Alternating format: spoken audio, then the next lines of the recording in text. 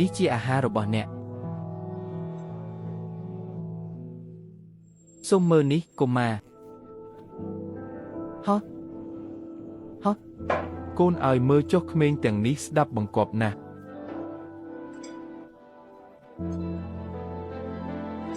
តើនេះជាកូនអ្នកណាគាត់មិនមានបដាទេខ្ញុំសុំទោសខ្ញុំពិតជាសោកស្ដាយណាស់អ្នកបានយកល្អចេញឈឺភ្នែកអីប៉ប់អ្នកកំពុងបំភ័យអតិថិជនរបស់ខ្ញុំលោកម្ចាស់សូមកុំដេញពួកយើងចេញខ្ញុំដឹងថាអ្នកជាមនុស្សល្អអ្នកមិនបានញ៉ាំប៉ុន្មានថ្ងៃទេបើអ្នកមិនមែនជាក្មេងកំព្រាទេខ្ញុំនឹងបណ្ដេញអ្នកចេញនៅសល់ពីពេលនេះទៅគ្រាន់តែញ៉ាំអាហារទាំងកុំចូលមកម្ដងទៀតយល់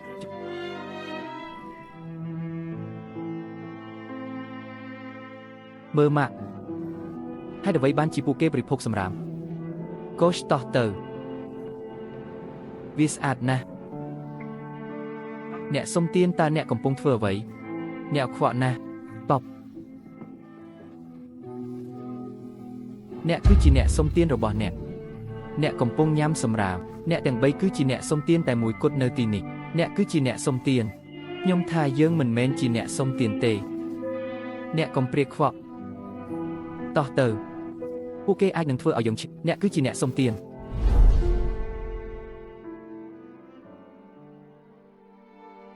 ខ្ញុំនឹងខំប្រឹងរកលុយបន្ទាប់មកគ្មានអ្នកណាមើលងាយយើងទៀតទេខ្ញុំក៏ចង់បានវាដែរខ្ញុំផងដែរ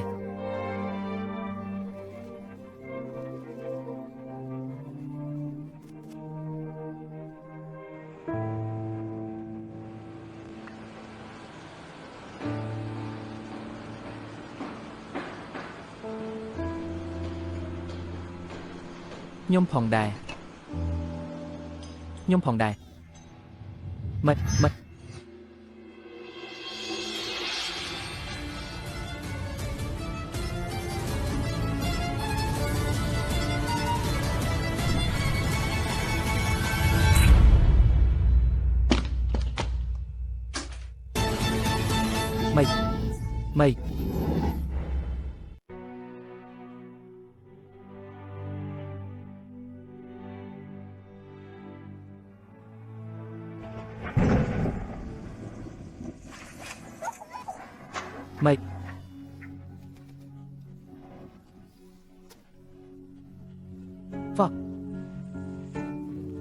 ខ្ញុំមិនគួរទន់ជ្រាយទេ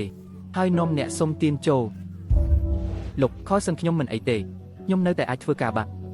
ចេញចាក់ចេញឥឡូវនេះអ្នកទាំងអស់គ្នាកុំបង្កបញ្ហាដល់ខ្ញុំទៀតអី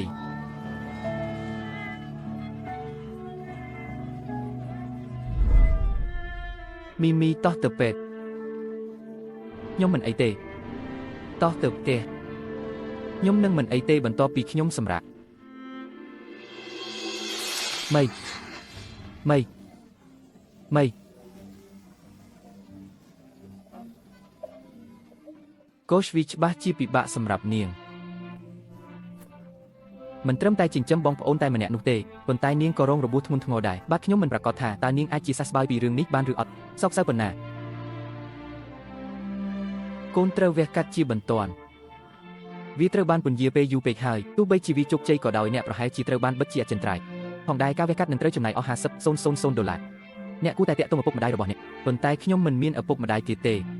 ខ្ញុំក៏គ្មានលុយដែរខ្ញុំនឹងមិនទទួលការព្យាបាលនោះទេហើយអ្នកមិនអាចចាក់ចេញបានទេឥឡូវនេះប្រសិនបើអ្នកមិនធ្វើការវះកាត់ឥឡូវនេះទេអ្នកអាចបាត់បង់ហើយមិនត្រឹមតែជើងរបស់អ្នកទេ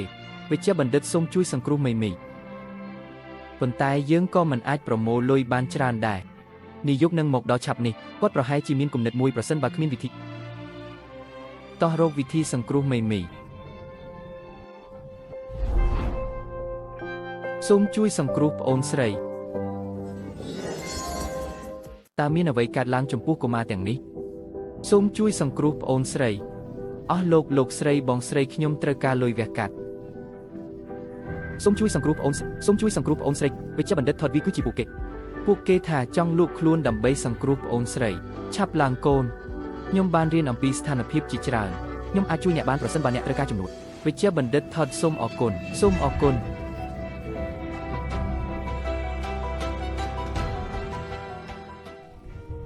កូនយើងបានរៃអង្គាសប្រាក់សម្រាប់ការវះកាត់របស់អ្នកអាចទទួលការវះកាត់ឆាប់នេះវិជ្ជាបណ្ឌិតថតសូមអរគុណសូមឲ្យខ្ញុំបង្ហាញការដឹងគុណរបស់ខ្ញុំកុំគ្រាន់តែដេកចុះហើយសម្រាកខ្ញុំក៏បានរកឃើញអំពីស្ថានភាពគ្រួសាររបស់អ្នកនៅក្មេងហើយមានការធានារ៉ាប់រងដោយមានបងប្អូនបង្កើតពួកគេអាចស្នាក់នៅផ្ទះសុខុមាលភាពតើនេះជាកូនអ្នកណាគាត់គ្មានសិលធម៌ទេខ្ញុំសុំទោសអ្នកសុំទានតើអ្នកកំពុងធ្វើអ្វីអ្នកអខ្វក់ណាស់អេចាវិជ្ជាបណ្ឌិតថតសូមស្វែងរកពួកគេនៅគ្រួសារដ៏ល្អមួយ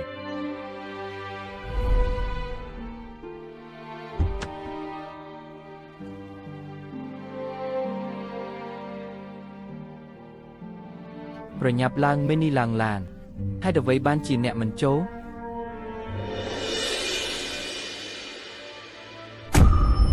មេនីបោះបង់យើងចោលមែនទេDamien, Ceci, Drew មនុស្សចិត្តល្អខ្លះចង់ចិញ្ចឹមអ្នកធ្វើបានល្អនៅពេលអ្នកទៅដល់ផ្ទះថ្មីរបស់អ្នកយល់មេនីបោះបង់យើងចោលមែនទេហើយអ្វីបានជាអ្នកចាក់ចេញពីយើង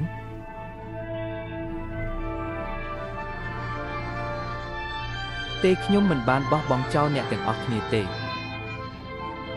ខ្ញុំបានធ្វើវាខ្ញុំនឹងមិនដែរ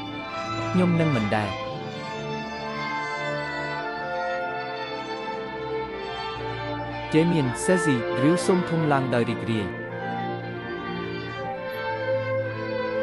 យើងប្រកាសជានឹងជួបជុំគ្នានៅថ្ងៃណាមួយ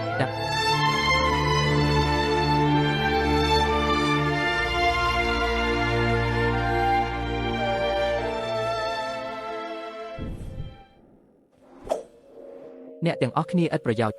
តើអ្នកត្រូវចំណាយពេលយូរយ៉ាងណាដើម្បីរកនរណាម្នាក់សូម្បីតែឥឡូវក៏នៅតែមិនមានអ្វីមានការស្វែងរកកញ្ញាមេនីត្រូវបានចាក់ផ្សាយទូទាំងពិភពលោករង្វាន់ក៏បានកើនឡើងដល់$20,000 លានផងខ្ញុំប្រកាសថាយើងអាចរកនាងឃើញនៅពេលនេះ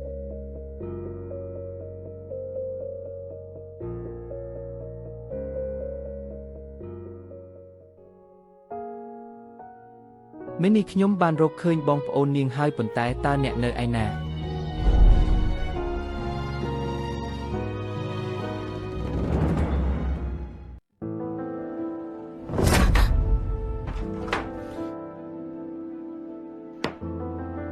តើអ្នកពូកែទាំងអស់នោះទេហ៎បន្តលេងជាមួយវាហើយអ្វីបានជាអ្នកលេងជាមួយវាពេញមួយថ្ងៃនៅផ្ទះ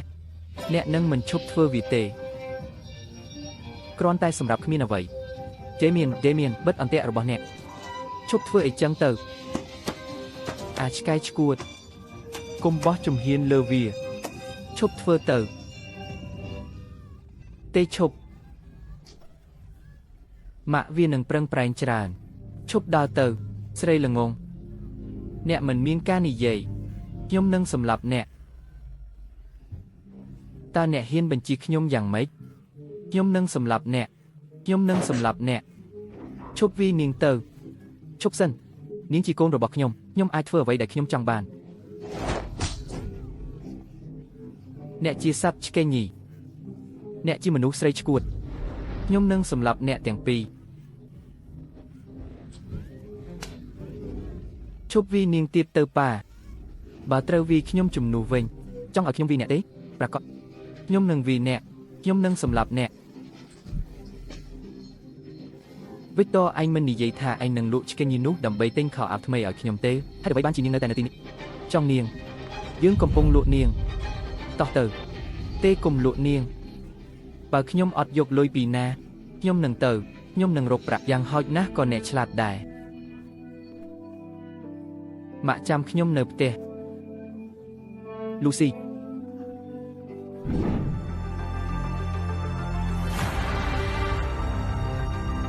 យើងមានព័ត៌មានអំពីកញ្ញាមេនីតើនាងនៅឯណានាងត្រូវបានគេជួញដូរទីបំផុតយើងបានរកឃើញអ្នកជួញដូរទាំងនោះហើយនំបរោះប្រាប់ខ្ញុំតើមេនីនៅឯណាលោកមាសខ្ញុំបានជួញដូរមនុស្សជាច្រើនឆ្នាំមកហើយខ្ញុំមិនអាចចាំបានទេអ្នកមិនអាចចាំបានទេចាំខ្ញុំជួយចាំទេចាំខ្ញុំគិតថាខ្ញុំនឹងចងចាំឥឡូវនេះនិយាយ មីនីនាងបានស្លាប់ទៅហើយមិនអាចទៅរួចអ្នកបាននិយាយថាអ្នកមិនខ្ញុំចាំដោយសារតែនាងពិការគ្មានអ្នកណាចង់ទិញនាងតតែសោះ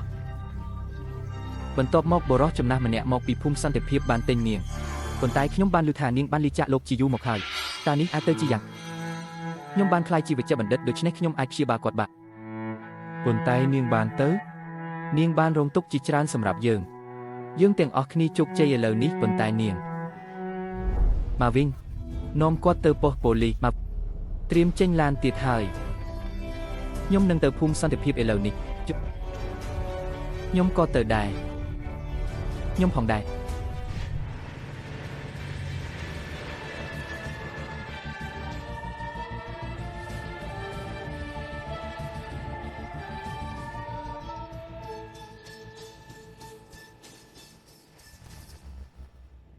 សួស្តី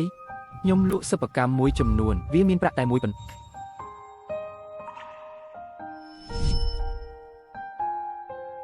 ខ្ញុំនឹងខំប្រឹងរកលុយបន្ទាប់មកគ្មានអ្នកណាមើលងាយយើងទៀតទេខ្ញុំក៏ចង់បានដែរខ្ញុំដែរឈប់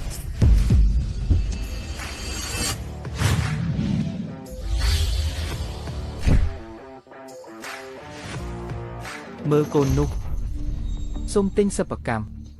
វាមានប្រាក់តែមួយប៉ុណ្ណោះនាងមើលទៅដូចមេនីណាស់ប៉ុន្តែមិនមែនមេនី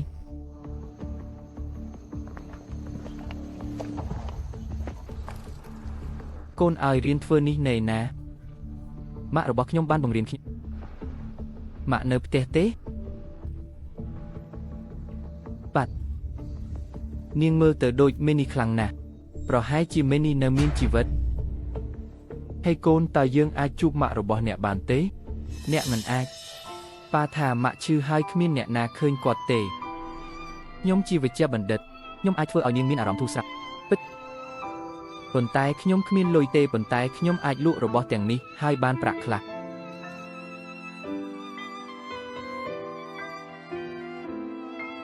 ក្រឡេកមើលកូននេះធ្វើឲ្យខ្ញុំនឹកដល់មីនីវ័យក្មេងរបស់នាងប្រហែលជានាងនៅរស់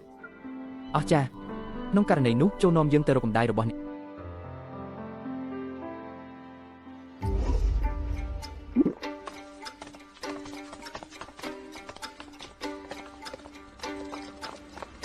លុយណែណាខ្ញុំកំពុងនិយាយជាមួយអ្នកលុយណែណាខ្ញុំកំពុងនិយាយជាមួយអ្នកលុយអ្នកមិនបានបង្កើតអីទេម្ដងទៀតទេលុយណែណាខ្ញុំត្រូវការវាលុយណែណាអ្នកមិនមានអ្វីទៀតទេអ្នកឥតប្រយោជន៍ខ្ញុំសម្លាប់អ្នកថ្ងៃនេះអ្នកខ្ជិះខ្ជីពេញមួយថ្ងៃដើម្បីគ្មានអ្វីទៀតទេអ្នកឆ្កេងញីឥតប្រយោជន៍ខ្ញុំនឹងសម្លាប់អ្នកតើពួកគេជានរណាតើពួកគេនៅទីនេះណែយើងឬគេឈឺដូច្នេះយើងមកជួយអាថោកទៀតមានអ្នកណាឈឺទេចេញឥឡូវនេះចេញប៉ានាងជាវេជ្ជបណ្ឌិតសូមឲ្យនាងពិនិត្យមើលម៉ាក់ចុះជំរាបសួរខ្ញុំជាវេជ្ជបណ្ឌិតមិញស្រីនេះហាក់ដូចជាព្រួយបារម្ភអំពីម្ដាយរបស់នាងខ្ញុំអាចព្យាបាលប្រពន្ធរបស់គាត់ដោយឥតគិតអ្វីដែលជាបន្ទុកនៃ bullshit គ្រូពេទ្យឆ្កេងញីបន្តធ្វើបាបទៀតហើយខ្ញុំនឹងសម្លាប់អ្នកតើអ្នកជាឪពុកបែបណាអ្នកកំពុងធ្វើបាបកូនរបស់អ្នកនាងជាកូនស្រីរបស់ខ្ញុំអាចធ្វើអ្វីដែលខ្ញុំចង់បានជាមួយនាងនៅឲ្យឆ្ងាយពីនេះប៉ាជើងម៉ាក់ឈឺយូរហើយសូមឲ្យនាងពិនិត្យមើលម៉ាក់នេះជាផ្ទះរបស់ខ្ញុំធ្វើច្បាប់សុបិនចេញគ្រាន់តែចេញឥឡូវនេះពិតអ្នកមិនស្វាគមន៍ទេស៊ូស៊ីចេញនៅទីនោះខ្ញុំនឹងសម្លាប់អ្នកទាំងអស់គ្នាបាត់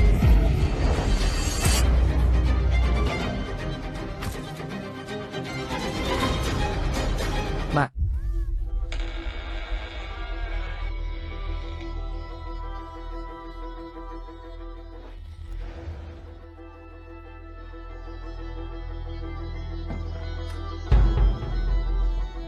ជ្រាវនាងច្បាស់ជាមិនច្រើនទេ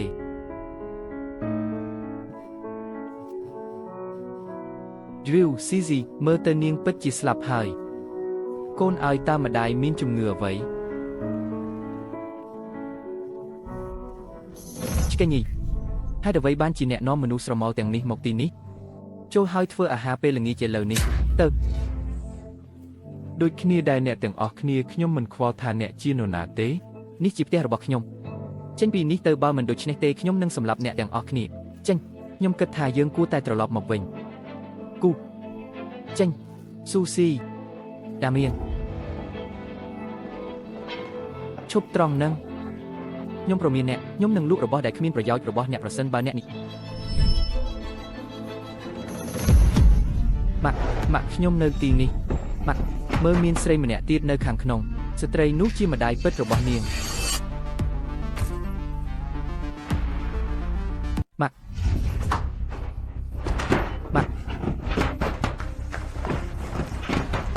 ាក់គូអ្នកកំពុងឃុំខ្លួនមនុស្សដោយខុសច្បាប់ដោះលែងនាងឥឡូវនេះអូឈប់ធ្វើដូចអ្នកបាញ់ធំទៅនាងជាប្រពន្ធរបស់ខ្ញុំអាចធ្វើអ្វីដែលខ្ញុំចង់មិនក៏មិនសមហេតុផលម្ល៉េះបាត់អីចឹងតើអ្នកនឹងធ្វើអ្វីអំពីវាមានអ្នកណាហ៊ានរើសយករឿងខ្ញុំនៅភូមិសន្តិភាពទេពាក្យមួយទៀតខ្ញុំនឹងវាយអ្នកប៉ាខ្ញុំសូមអង្វរអ្នកសូមអនុញ្ញាតឲ្យនាងទៅបោកឆ្កេញីនាងជាអ្នកធ្វើការនាងខំពេចេញក្រៅការងារក្រប